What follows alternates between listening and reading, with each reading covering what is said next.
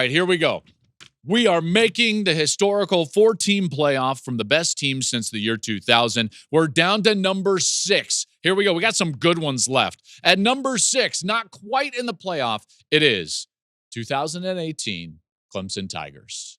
Man, that was a great team. Freshman quarterback Trevor Lawrence took over in the 5th game. They had the 4th-ranked scoring offense in the country and the number 1 scoring defense in the country. And they won their last 10 games by all of them by 20 or more points. Remember, they beat Alabama, the defending champ, handily in the national championship game. Give Nick Saban, one of his worst defeats in his tenure at Alabama. That championship game was 44-16. So they're number 6 on my list. Number 5, 2020 Alabama. That team was incredible. COVID year, which throws things out of whack, but you can make an argument that it was even more difficult for this Alabama team because all they did was play an SEC schedule. They didn't have any cupcakes. They didn't have the normal Chattanooga in November. I know that's a bit of a shot, but look at this team. Look at the talent on this team. You've got the Mac Jones is your quarterback. You got the Heisman winner and Devontae Smith. You got Najee Harris in the backfield. That's a team, by the way, that still had Sark as their offensive coordinator. They were loaded on defense. They only had one game that year decided by 14 or less points, and that was the SEC championship game against Florida. They rolled through the playoff. They beat that very good Ohio State team, by the way, 52-24 in the national championship game. But they didn't get into the top 4. It was close. But they didn't get into the top 4. And the reason is because the previous year, in what I would argue was even a better Bama team, there was a team that beat them. So my number 4 seed was a team that beat that Bama team the previous year, 2019 LSU Tigers. They're in the playoff. They're the number 4 seed.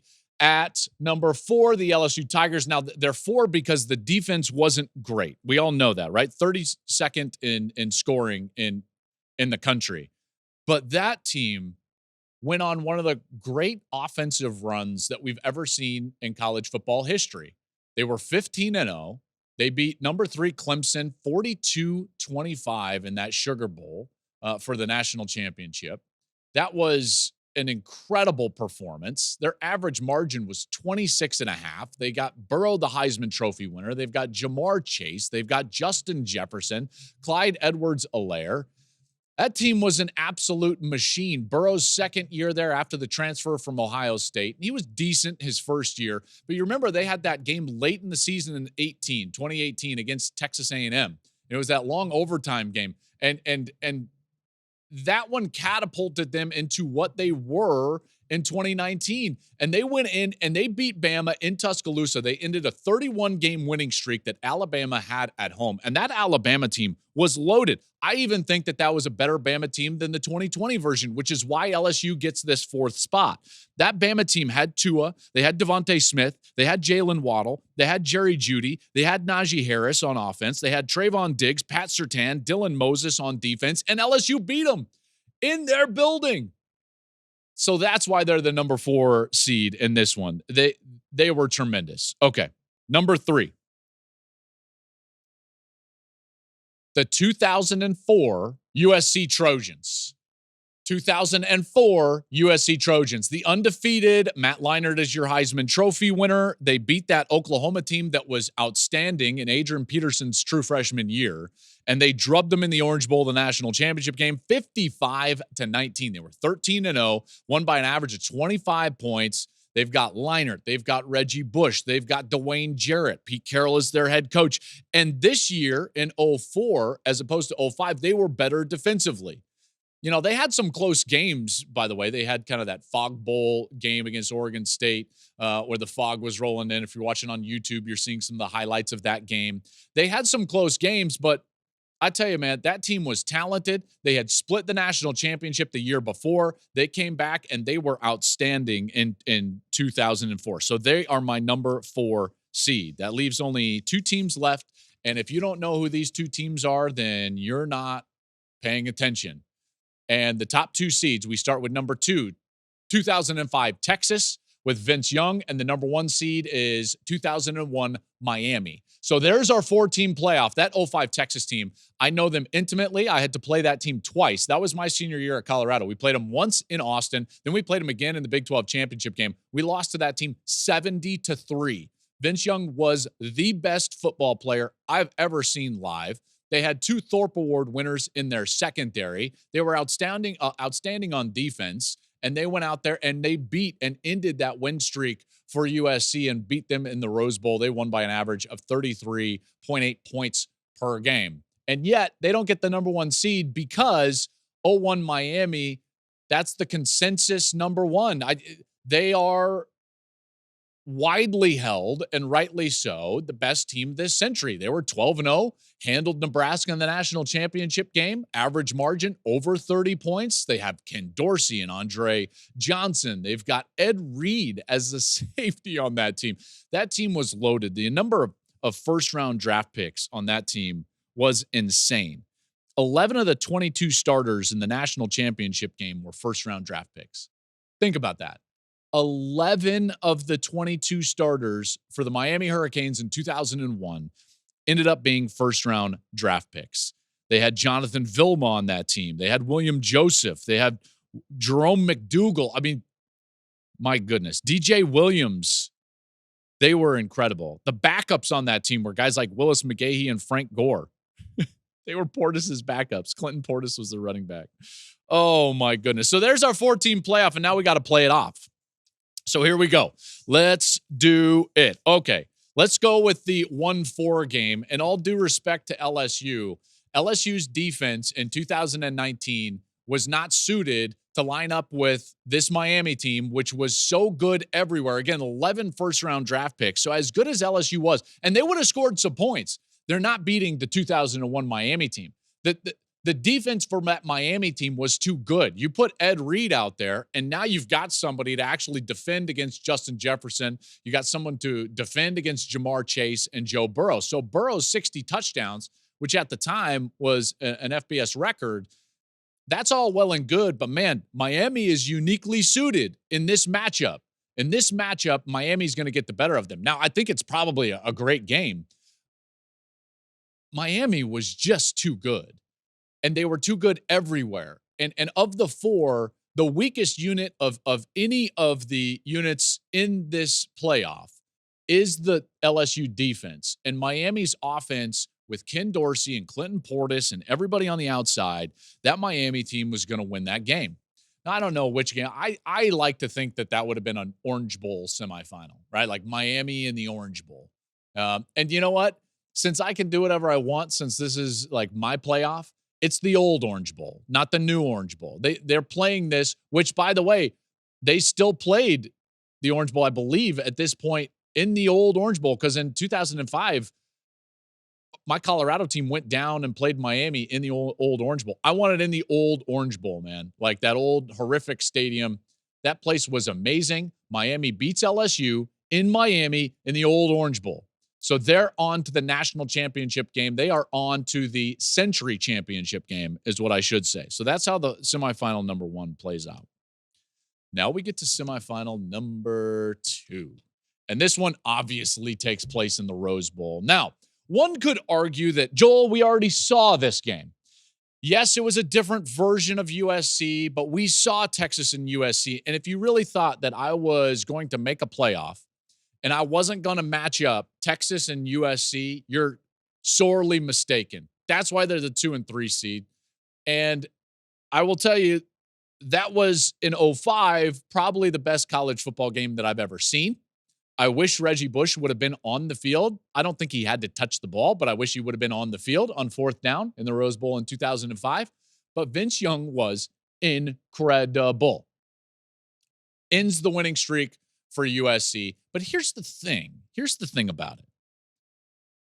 In '04, USC was a better version of what they were in '05. This team was hungrier. They had Leinart. They had Reggie Bush. Those two would eventually have Heisman trophies. And really, it's the only team that you can think of that has 2 guys that are playing together and impacting the game together that are Heisman Trophy winners. It really hasn't ever happened before or since. Now, we've had teammates that have won Heisman trophies. You think of like, let's see, like Devontae Smith and Bryce Young were technically teammates that ended up winning Heisman trophies, but they weren't on the field at the same time. They weren't affecting the game at the same time like Matt Leinart and Reggie Bush. And in '04, this USC defense was vastly better than what it was in 2005. If you talk with guys like Reggie and Matt, which I have about this era of USC football, they always talk about the '04 version of USC being a best or better version of any of their three teams. They shared a championship in 2003. They win it outright in '04, hammering Oklahoma, and then they lost to Texas in the Rose Bowl, and they feel like their better team, their best team was 2004. Now, that being said, '05 Texas was, oh boy, I was concussed in both matchups. Let's just say that. Their defense was outstanding. They had Vince Young, and I've always said Vince Young is the best college football player or football player, period, that I've ever seen in person. And both of these teams, by the way, played close games through the year. You know, Texas played a game against Oklahoma State, which was a legendary game. In fact, they're down, I believe it was 17 at half, right around there, down to 16 at half to Oklahoma State. And I've had three different people tell me this story, and I've confirmed it with people in the room, in the locker room. Oklahoma State's not a great team that year. This is Mike Gundy's, I believe, first year, maybe second year, but they're just trying to get their footing. Texas is a juggernaut. They're number 2 in the country. They're undefeated. They go to Stillwater, and they're down 16 at half.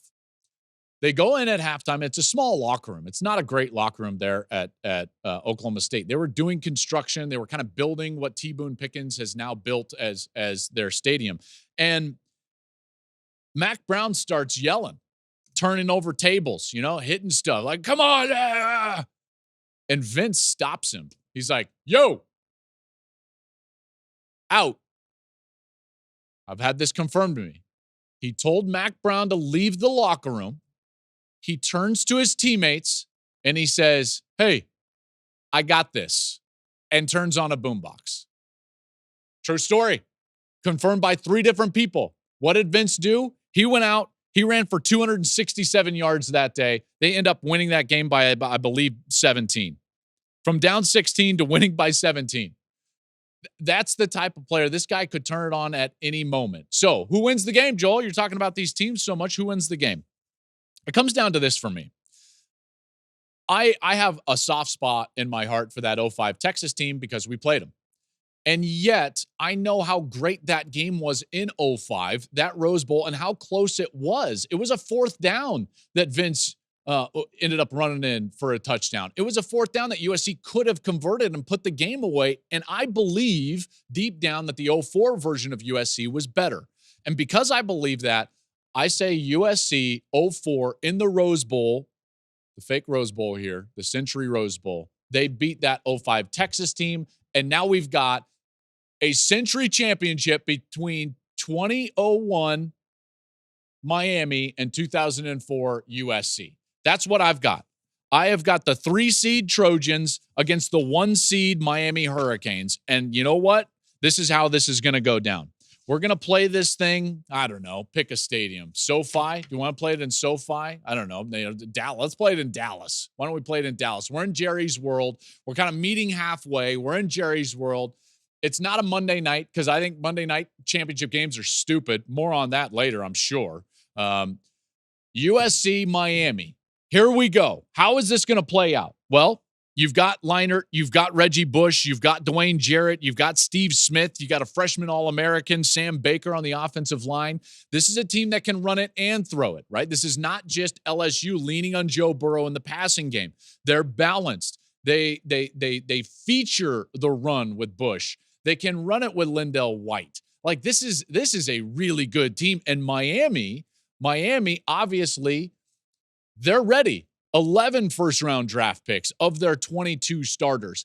I think this is the best game that we would ever see in college football. If there was one matchup that I would just love to see in history, it would be this matchup.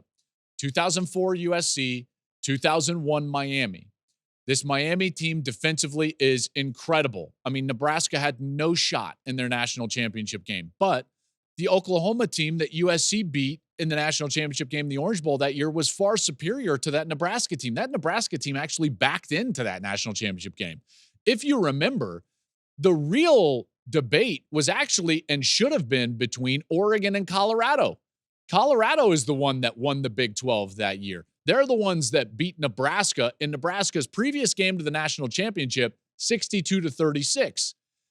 And I know that that's not Miami's fault, but they don't get the feather in their cap of beating a great team in their national championship. So as great as Miami was in 2001, their national championship game is a downer. They didn't face a great team. Meanwhile, USC in 2004, they go down to Miami across the country, and they face an Oklahoma team that everyone thought was incredible. Jamal Brown up front. Adrian Peterson probably should have, I mean, you could argue, could have been the first freshman to win the Heisman Trophy. He was the best true freshman I've ever seen. We played that team, that Oklahoma team. We had to play 05 Texas in the Big 12 championship game. We had to play 04 Oklahoma in the Big 12 championship game. Jason White was the reigning Heisman Trophy winner at quarterback for that OU team. Bob Stoops is there looking for his second national championship. And a lot of people thought, I mean, that was a great defense too, by the way. That was, what was it? Teddy Lehman, Dan Cody was on that. I mean, they were loaded up front, loaded. One of the best defenses that I ever saw across from me. And USC hammered them, and hammered them way more so than Miami beat Nebraska, which was a lesser opponent. So USC beats Oklahoma 55-19 in that Orange Bowl. Miami beats Nebraska 37-14 in that Rose Bowl. You see where I'm going with this? I like the upset. I like the upset. If you're asking me who wins in a game between 2001 Miami and 2004 USC, I think USC wins that game. Not going to be a popular opinion because everybody says the consensus that the best team maybe ever, and certainly since 2000, is that Miami team. And I'm with you. I think that Miami team was absolutely incredible. But here's USC, and they dominated a much better team in their national championship game to a much greater degree. And because of that, in what I deem an incredibly evenly matched scenario, because of that, I'm going with USC. USC is the one that has 2 Heisman Trophy winners in the backfield together. They've got 7 future first-round draft picks, so it's not like they're devoid of talent. We're not talking about a team that has minimal talent as compared to Miami. It's actually quite equal. On the defensive side, they've got Sean Cody. They've got Lofo Tutupo. They've got Mike Patterson, Lawrence Jackson, who was a freshman All-American. Maybe I'm just too close to Leinart. I like Leinart a lot. Leinert's my boy. You're my boy, Blue. I think that USC team could beat that Miami team. Miami is incredible. There's no doubt. But the fact that USC stomped out Oklahoma is what ultimately, for me, tips it into their direction. Now, you can make an argument that Miami could have or should have done that to Nebraska. I believe they were up like 34-0 at half, and then kind of took their foot off the gas. And I get it. And I'm probably going to get, I'm probably going to get a fair amount of blowback on this one, but there's my champion. And I just have got to credit Donnie for sending in that question. Donnie S. sent in the question, and I immediately loved the question. I immediately wanted to do a whole podcast on the question. My 21st century college football playoff. Miami, Texas, LSU, USC, and your winner is the 2004 USC Trojans. That's the winner. That's the winner. Thank you for watching the Joel Klatt Show YouTube channel. And if you liked this clip, make sure to like it and subscribe to the channel, and you can stay up to date on all of my college football coverage.